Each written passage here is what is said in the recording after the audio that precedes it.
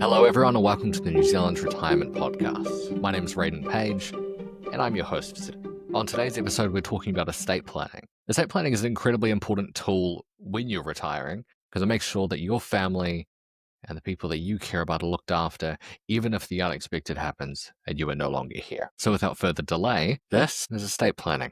Okay, so what is estate planning actually? What does the words even mean? It basically means making a plan for if you passed away today. So it's not a forever document, but it's something that you routinely update.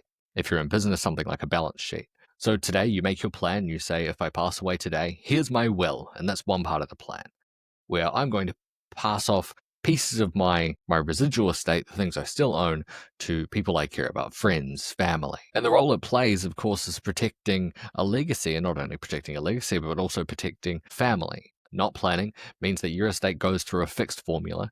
It also causes the family a lot of stress when they have to go around and find every bit of asset that you have because no one else knows outside of you, probably, where you have all your money, whether you use different bank accounts, whether you use Wise in the past for currency exchange, whether you have money sitting inside of a crypto exchange, how to access that, who to talk to, which exchanges you're using. And it just makes sure that with that plan, you're also planning for things like family members wanting to claim more than maybe what you think is their fair share. So in my view, as part of that plan, we're going to have a will. We're going to have enduring powers of attorney. If you're over 50 years old, by the way, you should have an enduring power of attorney because your risks are now high enough that it's a necessity, just like insurance. So what's an enduring power of attorney? Really quickly, an enduring power of attorney is an appointment you make for someone that is able to make decisions on your behalf. And there's lots of protections in place to make sure that this isn't misused. You can allocate towards two different things. One is your personal welfare.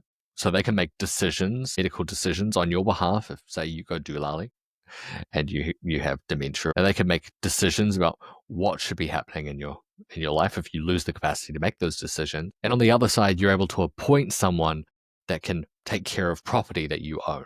And there's greater protections for the property side because naturally that's much easier to be misused by enduring power of attorney holders. So the other piece of this puzzle is an asset register in which you write down everything that you own, where it is, how to access it. Inside this document, there's sometimes passwords, or there may be access to a password vault in which you list all the sensitive information about your life.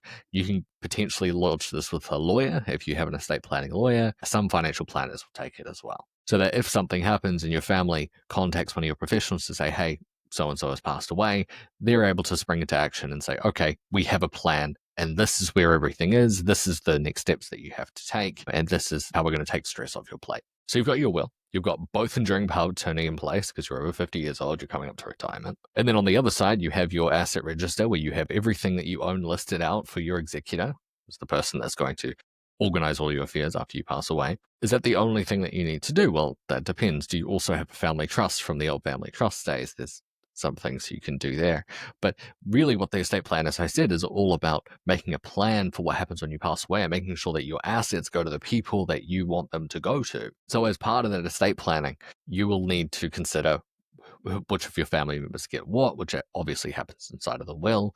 If you have a blended family, you also have to have a relationship property agreement, but that should be a part of the larger estate plan. Okay, so how does all this work in practice? So in practice, if you want to DIY this, you can go to Public Trust and they will allow you to do a DIY will, and you can have that printed off. It's a set, I'm giving this amount of money to this person and maybe this amount of money to this person, and that's all she wrote. Those sorts of cookie cutter wills you can absolutely do through Public Trust. Otherwise, you can go see your own personal lawyer, which might cost $500, $600, $700 or something along those lines to get written up. Enduring power of attorney is the same. You can also go through Public Trust, which is the most cost-effective way to do it. It makes sense for enduring power of attorney where you're selecting these people that could very well have decisions over your welfare or your property, that they're trustworthy, that they remain available and inside the country, because there's no use of an enduring power of attorney being given that enduring power of attorney action, but also not being inside the country to act or having the ability to come back and be flexible with work. The other thing to note is anytime you own something in your own personal name that is subject to the will, a key part of estate planning is understanding that anything you own jointly with someone, that is, you're both owning it without a separate agreement in place, that will be 100% owned by each of you, which means if you pass away, your share is destroyed, eliminated, does not exist anymore, and the other person now owns the entirety of that thing. This is really common with married partners who will own shared bank accounts, and they're worried, hey, what happens if my partner passes away? Will I still have access to that money? Yes, if it's owned jointly, because if it's owned jointly, it is 100% both of your money. I also understand that Paul Goldsmith recently announced that they were increasing the probate threshold for families from 15,000 to 40,000, which means if you are on the lower side of having assets that aren't jointly owned, and you come under that $40,000 threshold, you'll be able to deal with those without going through the probate process, and you'll just be able to have a next of kin that takes care of those small estates. So that's pretty well it for this session, this topic. I know it's an incredibly short one, but ultimately that's the way that it runs down. In retirement, we're setting up a estate plan for you, which includes a will, enduring a power of attorney. It includes the trust, if you have one, which helps allocate dollars to the people that you want to have it.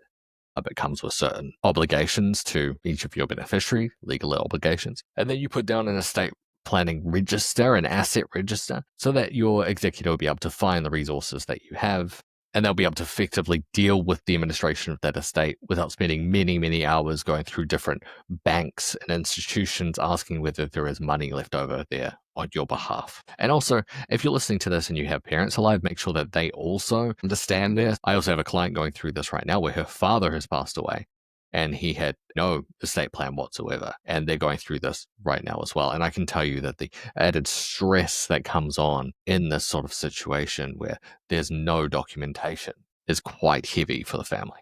So thank you for tuning into this short episode for estate planning, and episode 3 of the New Zealand Retirement Podcast.